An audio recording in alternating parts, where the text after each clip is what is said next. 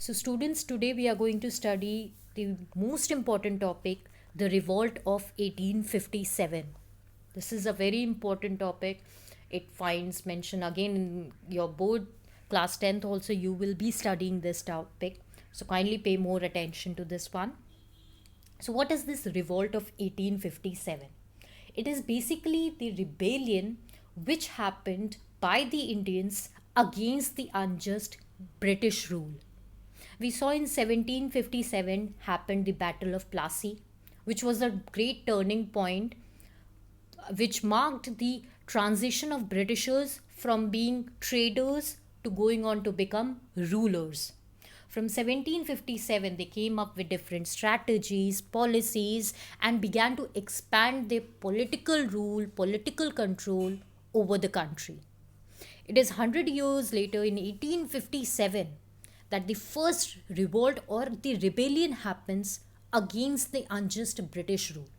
This revolt of 1857 is very important because until now we saw that because different rulers, native rulers, they were fighting amongst themselves, and that is the advantage that was taken by the Britishers to come and gain control over the country. But in 1857, we see that various classes in India, the zamindar class, the peasantry class, the native rulers, the soldiers, they all became angry towards British rule, unjust and exploitative rule. They wanted to bring an end to the British rule. They said that this foreign entity, the Britishers are here to exploit us. They are very unjust. So we need to, take a revolt, take a stand against the British.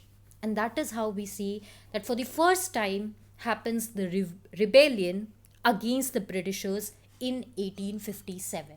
So this revolt of 1857 is India's first war of independence. The first time Indians they come up together against the unjust British rule and they say that we want freedom from this foreign entity. So this is the first war of independence.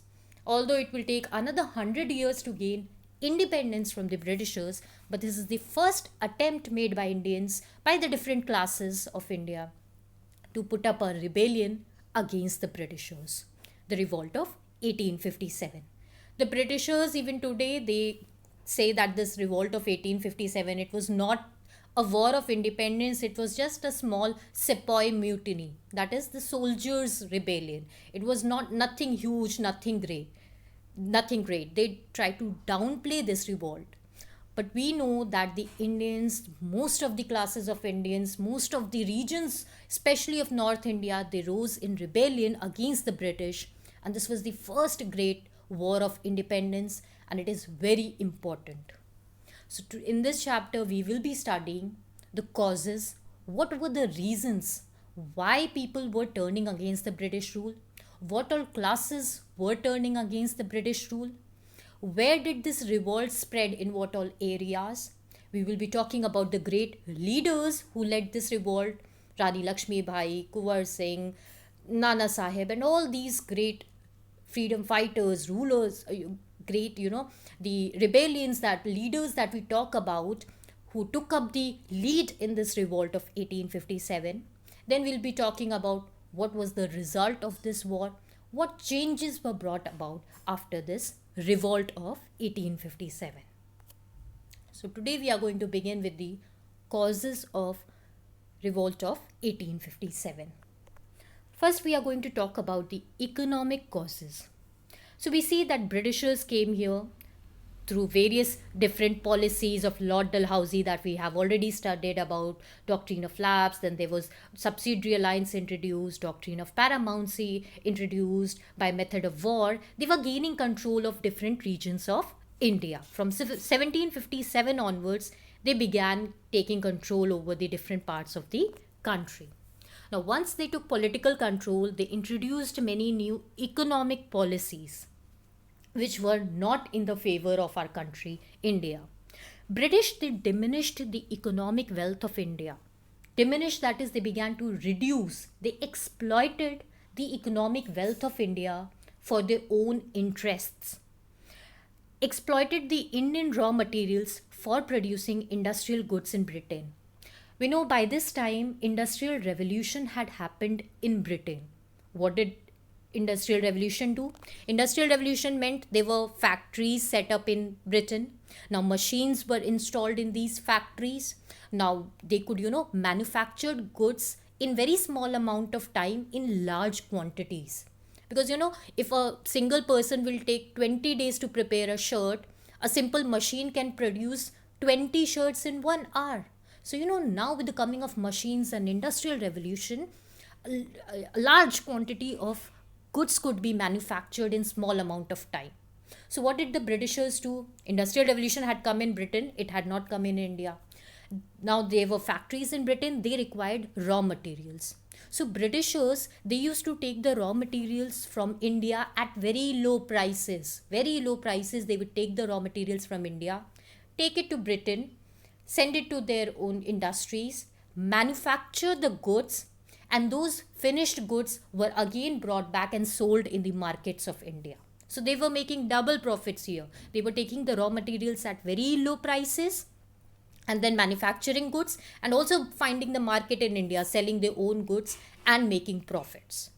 Now this led to decline of Indian industries. Here people were in losses because the raw materials were being sold at very low prices, and the Indian local industries, they were facing competition with the machine made goods which were coming from Britain. So we see that there was decline of Indian industries, which led to a lot of shutting down of local industries, textile industries, handicraft industries, and which led to widespread unemployment.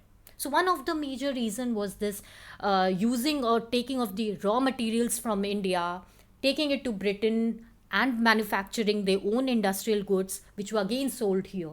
So this new economic policy, it led to the decline of Indian industries, led to creating widespread unemployment, and it reduced the economic wealth of our country.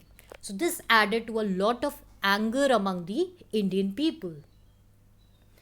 Talking about the next economic cause, new land revenue system. Now the Britishers, they came here, they introduced new land revenue policy, they introduced many land reforms. Zamindars and the peasants, they suffered a lot because of the new land reforms that were introduced. Zamindars, they used to own, thousands of acres of land under their control. For generations, they had been owning this land. But when Britishers came, they introduced new land reforms. They took away the land from the zamindars. So zamindars lost control, their rights over land, which was the source of income. So zamindars lost their source of income. How did the peasantry class suffer? The Britishers, they imposed high revenue, high taxes on the peasantry class. Britishers, they did not care about the local people.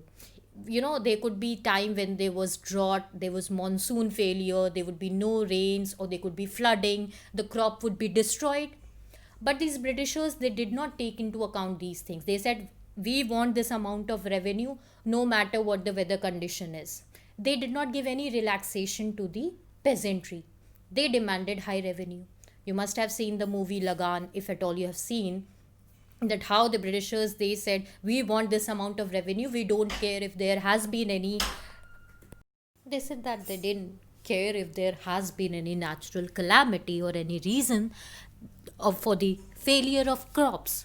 So this added to the miseries and to the anger of the peasantry class. Now they had to pay revenue. Most of them, they were not able to grow crops, they were not able to sell the crops, get the money. So they went into debts. That is, they went on to, borrow money from money lenders. Now these local money lenders, they again exploited these peasantry class. They charged very high interest rates. So, the peasantry class was suffering at all ends. It was suffering because of the weather conditions. It was suffering because of the high revenue which was charged by the British people. And they fell into the trap of the money lenders who went on to further exploit them. So we see that the new land reforms and the high revenue, high taxes imposed by the Britishers, it turned the zamindar class and the peasantry class against the Britishers. Another economic cause was the high taxes that we studied, the debts, and the famines. We know that British were demanding high taxes, high revenue, and the money lenders, they were, giving, lending money at very high interest rates. When the peasantry was unable to pay back that, the money lenders used to take away the lands of the peasantry. So money lenders, they were taking away the lands, the increasing debts, that was adding to the miseries, to the problems of the peasantry class. Then frequent famines further added to the problems. Famines, there was, drought, there was no rainfall happening, so then there was problem of shortage of food happened, and there was deaths happening due to starvation. There was this famous Bengal famine, and almost in many regions of the country, famine broke out. People were dying of starvation, there was crop failure, there was a shortage of rainfall, so it badly affected the peasantry class. So we see that frequent famines turned out to be another major factor which added to the grievances or the problems of the peasantry class. Now, another major economic cause for the rise of anger and resentment among the people against the British rule was decline of handicrafts and artisans. As we already studied the new economic policy, which was in the interest of the Britishers, they were buying the raw materials from India at low prices, taking to Britain, manufacturing the goods in the factories, and they were bringing back the products and selling them in the markets of India. Now, this was harmfully affecting the indigenous, that is, the local craftsmen and artisans. Why? Because there was unfair competition they were facing with this cheaper man made, cheaper machine made industrial goods coming from Britain. Handmade goods which were being made by Indian craftsmen, they were expensive. With machines, you can produce products in large quantity in very less time. A machine will go on to manufacture, multiple shirts in small span of time. While if you are manufacturing any, say, any bed sheet, any cloth, any shirt, handmade by the, those machines which are weaving is done by hand. If it is being done through handmade, then it becomes very expensive because it takes a lot of time to manufacture that. Whatever shirt a person will produce, say in a month or maybe in 2 months, multiple shirts can be produced in an hour by a machine. So when a single person is producing a shirt in many months, he will be taking salaries for these many months, and that product which will be made, it will be expensive. So handmade products, they are always more expensive than the cheaper machine made products. Now what happened, when the Britishers, they brought the machine made goods from Britain and began to sell them in the Indian markets, they were cheaper, so people began to buy the Britain goods. They went on to buy the machine made cheaper goods, and the local goods, handmade goods that were being produced by the local Indian craftsmen, they were not being sold. As we see in the present scenario, Chinese products are cheaper, so people prefer to buy Chinese phones as compared to the local phones, or any local manufacturing that is happening, because it is expensive. So similarly, at that time, the local craftsmen, their handmade products were not being sold, while the machine made cheaper Britain goods began to be sold here. So this unfair competition, it further led to the decline of the Indian industries, handicraft, textile industry, and it completely destroyed the local Indian craftsmen and the artisans. So we see that the Britishers were exploiting the economic wealth and the economic policies, they were affecting the local people, especially the industrial people, the local Indian craftsmen and the artisans, who were now losing out due to this unfair competition. We see that the handmade goods by Indian craftsmen, they were expensive, while the imported machine made goods, they were brought duty free. There were no duty charges levied on the British goods that were coming from Britain. So they are taking the raw materials at low prices from here, taking to Britain, manufacturing goods, and bringing back to India. No taxes levied on that, and at very cheap prices they are being sold in the market everywhere. So our raw material is also getting lost, and the The people are also buying the British goods, they are not buying the local Indian goods. And that is how it really hit hard the Indian industries, the craftsmen and the artisans. So we see that all these craftsmen and artisans, they also got very angry, they became unemployed, they were suffering economic losses. So they also turned against the Britishers, and they also rose in rebellion against the Britishers. Then another major economic cause was the withdrawal of royal patronage. We have studied how Britishers, they attacked various kingdoms, the native rulers, they took control of the local rulers and their kingdom with the subsidiary alliance, with the doctrine of lapse and various strategies. How annexation of Awadh happened, they deposed the Nawab Wajid Ali Shah, took control of Awadh on the grounds of misgovernance. So, what happened when the Britishers went on to take the kingdoms of the native or the local ruler? This royal culture came to an end. Now, when there is no more a ruler, there will be no more a royal court. Earlier, these kings, they used to have their own royal courts where they will employ a lot of people. They'll be, the royal king would have his own painter, musician, dancer, and his own treasurer. So a lot of people were employed in that way. They used to go to the royal court, and they were getting paid for that. That was kind of a job for them. So when these native kingdoms were being destroyed and these regions were being taken control of by the Britishers, we see that the religious and cultural professions such as that of poets and musicians, they lost their source of income with the withdrawal of the royal patronage. Royal patronage, that is royal support, that the royals, that is the king and the royal family, will no more be employing these people, will no more be giving them incomes. And so these poets, musicians, they also lost their livelihood. So we see that all these zamindars, peasantry, artisans, craftsmen, poets, musicians, all these, they turned against the Britishers. They realized that these Britishers are exploiting us, they are not good for us, and they are reducing the economic wealth of the country. So there was a lot of anger among the people, and they rose in revolt against the Britishers. Coming to the political causes, so far we discussed about the economic causes.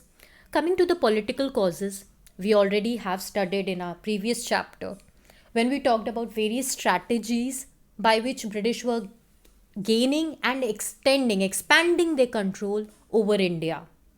By wars, they would defeat kingdoms, gain control by different strategies like doctrine of paramountcy, then subsidiary alliance, doctrine of lapse, various ways, they were strategies they were coming up to gain control of different regions.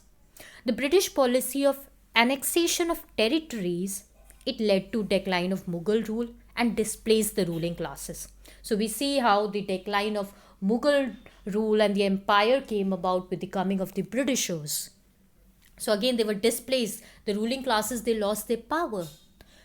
Then we see various policies of the Britishers like the subsidiary alliance, doctrine of lapse for the annexation of Indian territories. Now obviously the Indian rulers who were losing their kingdoms, they will turn against the Britishers. That on the pretext of misgovernance, they took control of Awadh.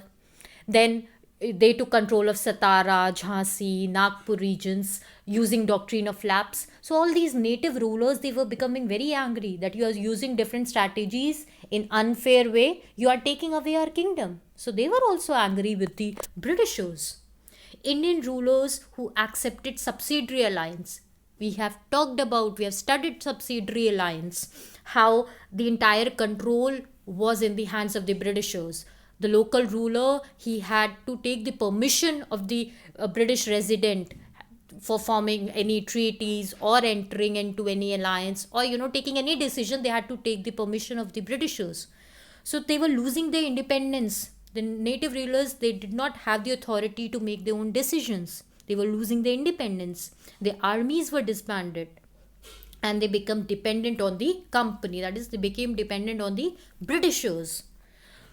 Then British, they had no regard for the treaties they signed with the Indians. As we saw, they entered into subsidiary alliance in Sindh, also in Awadh, but later on, when the rulers became dependent on the Britishers, they used a new strategy through unfair means. They gained control over the regions.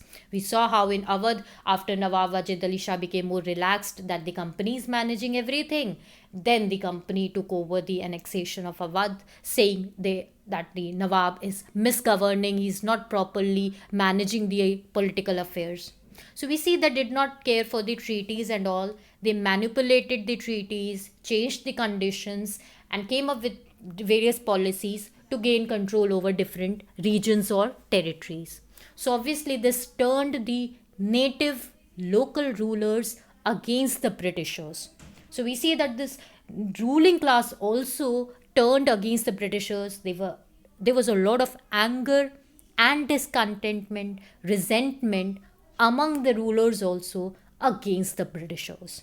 So we see that people were turning against the unjust, exploitative rule of the Britishers, and this is all what led to the Great Revolt of 1857.